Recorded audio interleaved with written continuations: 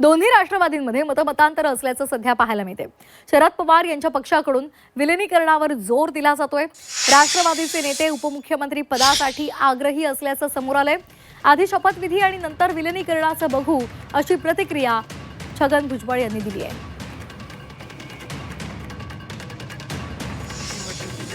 महापालिकेच्या निवडणुकीच्या निमित्ताने आमच्या दोन्ही पक्षाची आघाडी झाली। तिकीट वाटपाचा सर्व तो कार्यक्रम होता।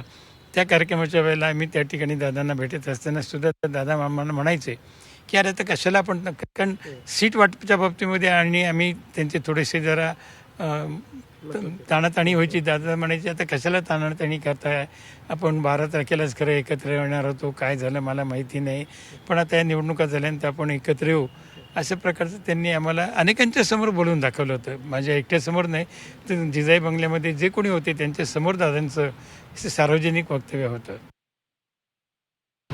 नेत्यांची इच्छा मला नेत्याने काही सांगितलेली नाही, त्याच्यामुळे आज आमच्या समोर प्रश्न काय आहे की सेल्फ लीडर म्हणजे विधानमंडळातील आमच्या पक्षाचा प्रमुख त्याची नेमणूक करणे, म्हणजे उपमुख्यमंत्री पदाची नेमणूक करणे। बाकीच्या सगळ्या गोष्टी ज्या नंतरच्या आहेत, आज ते फार आवश्यक आहे ताबडतोब।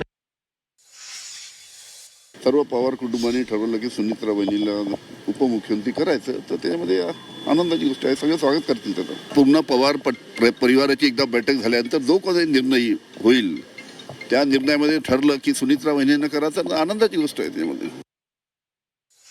विलिनीकरणाच्या प्रश्नावर माझ्यासारख्या कार्यकर्त्यांना काही खाली बोलणं योग्य नाही। फक्त मी मतमतांतर सांगितली तुम्हाला की काही जणांचं मत असं आहे आणि काही जणांचं मत असं आहे। स्वतः माझं मत विचारलं तर आज रोजी मी कुठल्याही मतावर ठाम नाही आहे, कारण ही अचानक अशी घडलेली ही घटना आहे की या घटनेनं शून्य केलेलं आहे की या घटनेतनं सावरायला अजून काही वेळ जाणार आणि त्यानंतर मग विचाराची स्थैर्यता प्राप्त होईल आणि त्यानंतर निश्चितपणानं आपण यासंबंधी बोलू शकू असं मला वाटतं।